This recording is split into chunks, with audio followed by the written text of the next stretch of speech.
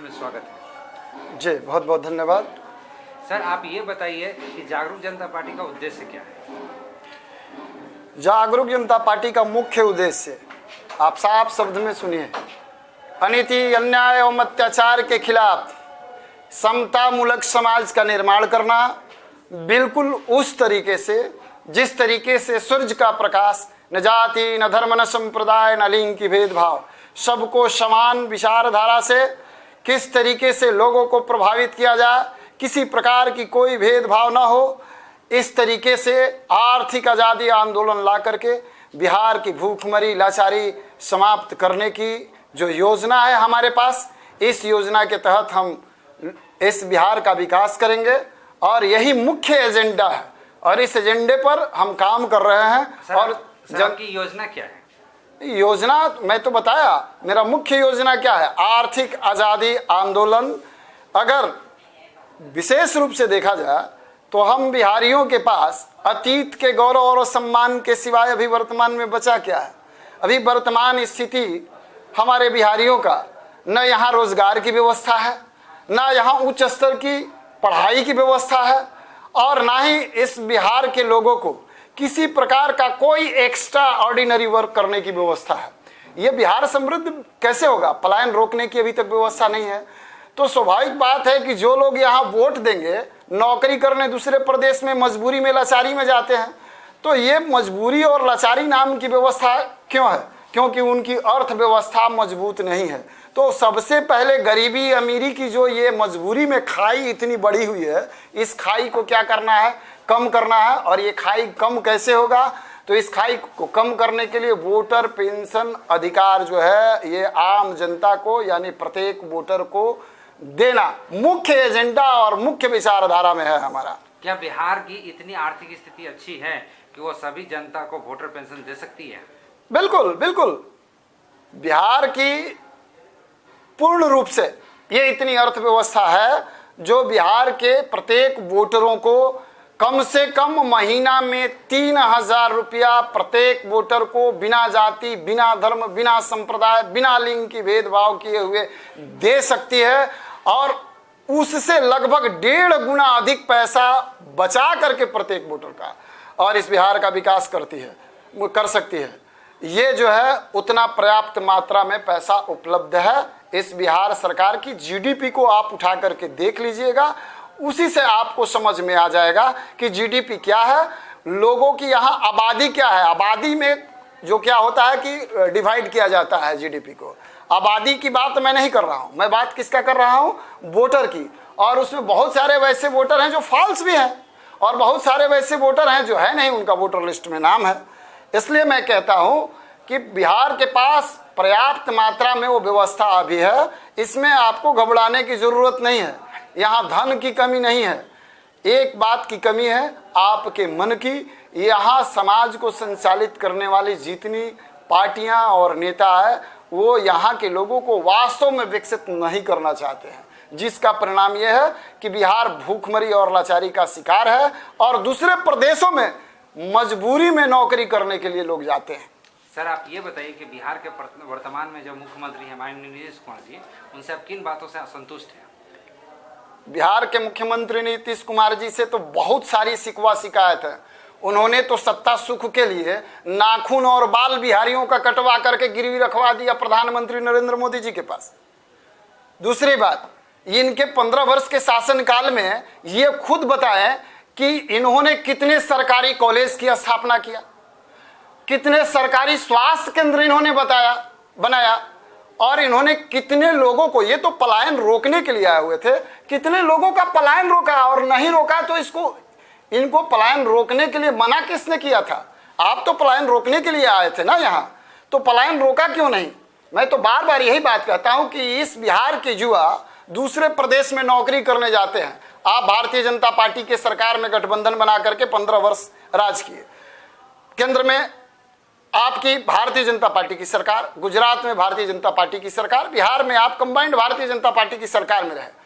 गुजरात हो, महाराष्ट्र हो, यहाँ तक कि दिल्ली प्रदेश में रमेश बिधूड़ी आपका सांसद, भारतीय जनता पार्टी का सांसद, बिहारियों को मारता पीटता गलियाता रहा।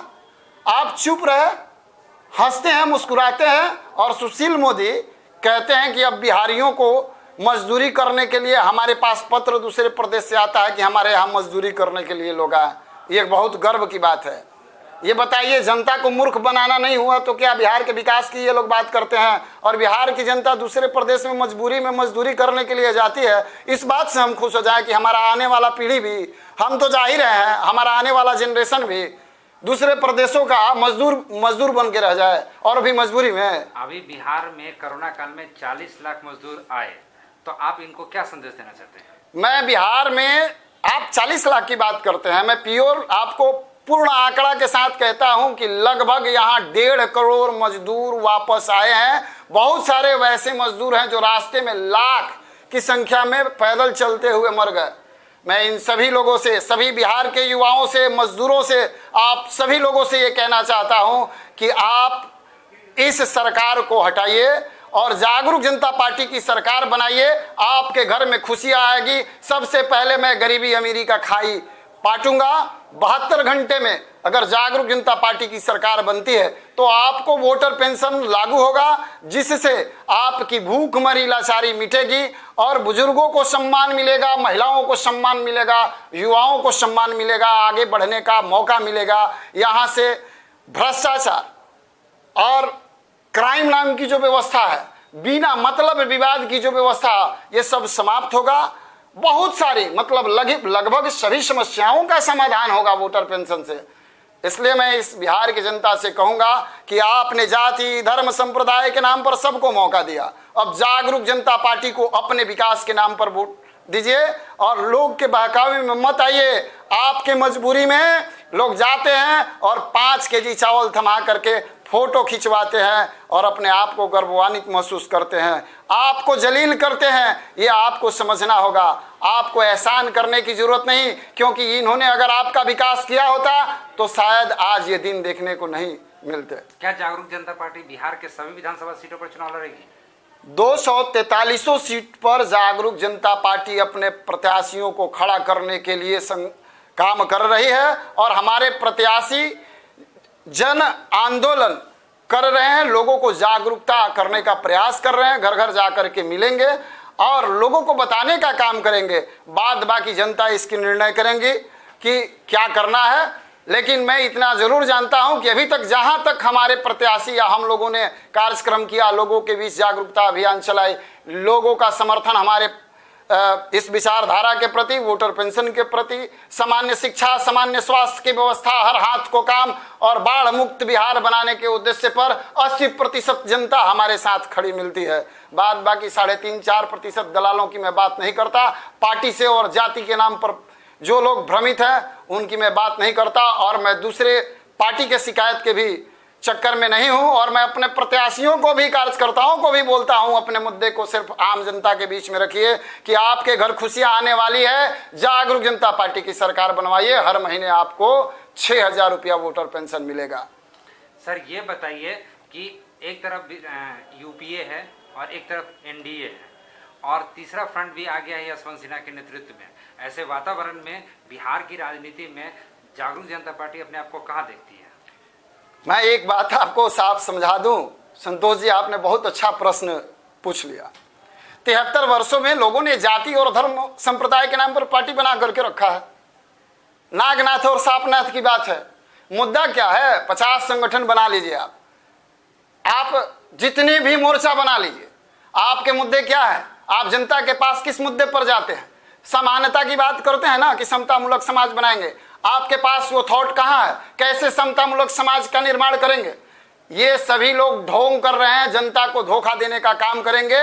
इसलिए मैं ये सब चक्कर में नहीं हूं और हमारी जागरूक जनता पार्टी बेसिकली नहीं है, इसमें कोई दो मत नहीं है। मुद्दे लेकर के 2005 से हम लोग संघर्ष कर रहे हैं, जनता के बीच जाने का प्रयास कर रहे थे अलर्ट सिटीजन संगठन के माध्यम से। अब जागरूक जनता पार्टी बना करके और चुनाव के मैदान में 2020 बिहार विधानसभा में हम लोग उतरे हैं और अच्छा रिस्पॉन्स मिल रहा है। जनता को हक और अधिकार दिलाने का काम कर रहे हैं।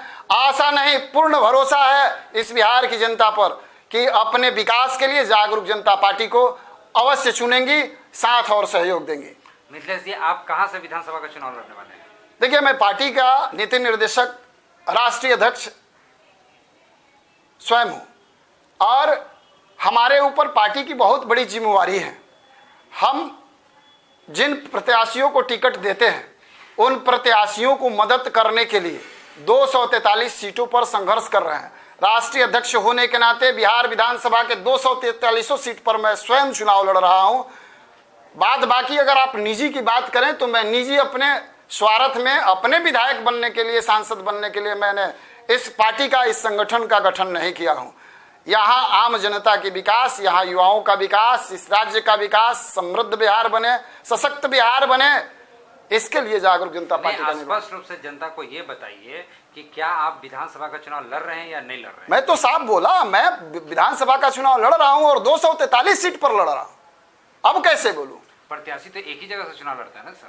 नहीं, मैं तो पार्टी के राष्ट्रीय अध्यक्ष हूं और संविधान के मुताबिक पार्टी के राष्ट्रीय अध्यक्ष होने के नाते मेरी ये जिम्मेवारी बनती है, जितने सीट पर मैं प्रत्याशियों को खड़ा करता हूं उनको मदद करना, जिताना, ये सारी दायित्व तो हमारे ऊपर आती है। यानी आप माननीय मुख्यमंत्री नीतीश कुमार जी के नक्शे कदम पर चल रहे हैं, स्वयं चुनाव नहीं लड़ रहे हैं बल्कि अपने सदस्यों को चुनाव लड़ा रहे हैं। आप जो सोच लीजिए, इस पर कोई हम कमेंट नहीं करेंगे। हम नीतीश कुमार जी का अगर अनुसरण करते तो उन्हीं की तरह उनके पार्टी का जो विचारधारा है, पिछड़ा, अति पिछड़ा, दलित, महादलित बनाना विकास मुद्दा नहीं रहता। हमारा तो मुद्दा बिल्कुल उनसे अलग है, हट करके है। हम तो आम जनमानस की, न जाति, न धर्म, न संप्रदाय, न लिंग की भेदभाव की बात करते हैं। हम तो हर वोटर को उनका हक और अधिकार, बिहार के विकास, बिहार के मान सम्मान की बात कर रहे हैं। बात बाकी आप तो मीडिया सेक्टर के लोग हैं, आप लोग कुछ भी कहें, अब ये मर्जी आपकी है। कोरोना काल में अभी तो किसी प्रकार के चुनावी गतिविधि के लिए रोक है, आपको क्या लगता है चुनाव अपने समय पर होगा? अभी तक तो जो चुनाव आयोग का निर्देश है, समय पर ही चुनाव होगा। सुप्रीम कोर्ट में भी याचिका खारिज कर दी गई है, समय पर चुनाव होगा। और कोरोना संकट में, इस कोरोना महामारी में नए पार्टियों के साथ तो समस्या खड़ा हुआ, क्योंकि हम लोग संविधान को मानने वाले हैं, कानून को मानने वाले हैं। हम और सत्ता पक्ष के जितनी भी पार्टियां हैं उनकी तरह नहीं है कि एक तरफ गृह विभाग से एक नियम बना करके पारित कर दें और दूसरे तरफ बड़े बड़े हुजूम लेकर के जनता के बीच में जाएं और अपने तो कोरोना पॉजिटिव हो ही जाए, लोगों को भी कोरोना पॉजिटिव कर दें। तो ये जो है हमारे ये में नहीं है। अब हमको संवैधानिक रूप से मौका मिला है, हम लोग भी अब चुनाव के मैदान में लोगों के बीच में जाने का प्रयास कर रहे हैं, जनता को जागरूक करने का काम कर रहे हैं और करेंगे भी। वर्तमान में जो बिहार में बाढ़ की समस्या है उसके लिए आप नीतीश कुमार जी को कितना दोषी मानते हैं? 100% दोषी मानते हैं। कितना क्या, मार्क्स देने की बात करेंगे तो 100% दोषी हैं। ये तो घोटाला में, अब हम कहेंगे तो घोटाला में ये सब जा रहे हैं लोग, सिर्फ सरकार में है इसलिए बचे हुए हैं। खाली बाढ़, गौतम गोस्वामी आपको पता है ना, हार्ट अटैक करके मर गए, जेल में भी जाना पड़ा था। एक बहुत बड़ा नाम था उनका, आपको नहीं पता है? ये बाढ़ आता है और इतने वर्षों से आता है। इस बाढ़ की जो समस्या है इसको समाप्त आप क्यों नहीं कर दिए 15 वर्ष में? किसने रोका था? क्या इसके लिए कोई प्रोजेक्ट नहीं बनानी चाहिए थी आपको? इसलिए नहीं बनाते हैं कि हर साल 1 करोड़ 50 लाख इस तरीके से लोग प्रभावित होंगे और पैसा लूटने का मिलेगा। जो प्रभावित लोग हैं उस किस तरीके से वो जीते हैं सड़क पर, आपको नहीं पता है? यानी आप ये कहना चाहते हैं कि बाढ़ की समस्या जो है समस्या नहीं है बल्कि वो भ्रष्टाचार का एक अड्डा है? बिल्कुल अड्डा है, थोपी हुई लाचारी है, भूखमरी बेरोजगारी है। इससे ज्यादा मैं क्या कहूं?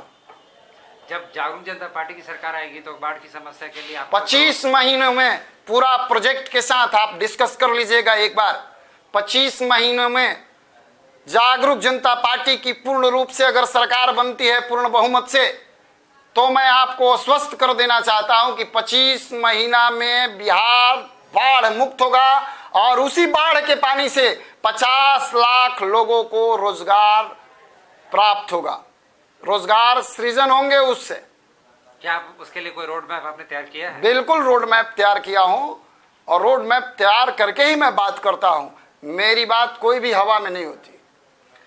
आप अंत चलते चलते ये बताइए कि वर्तमान समय में जो बिहार में विधानसभा का चुनाव होने वाला है उसके प्रचार कार्य के में आपको क्या क्या चुनौतियों का सामना करना पड़ रहा है? अभी पार्टी नहीं है और स्टार ब्रांडिंग नहीं है, तो स्वाभाविक बात है कि चुनौतियों का सामना करना पड़ेगा। आर्थिक रूप से कमजोर हैं हम लोग, जनता को अपने हक और अधिकार के बारे में पता नहीं है, तो जनता को जगाने में जो भी इन्वेस्टमेंट, चाहे हैंडबिल, बैनर, पोस्टर, इस तरीके की जो समस्या आती है ये तो आती रहेगी, और समस्याओं से घबराने की जरूरत नहीं है। हम लोग प्रयास करके जनता के बीच में जाएंगे ही, और हमारे सामने जितनी बड़ी चुनौती आए उससे कोई फर्क पड़ने वाला नहीं है, और इसे हम चुनौती नहीं मानते, कोई चुनौती नहीं है।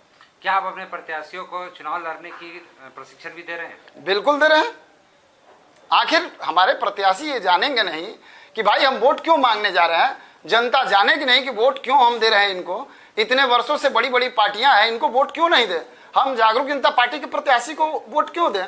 इस बात को तो अपने प्रत्याशियों को बताना समझाना ही होगा ना।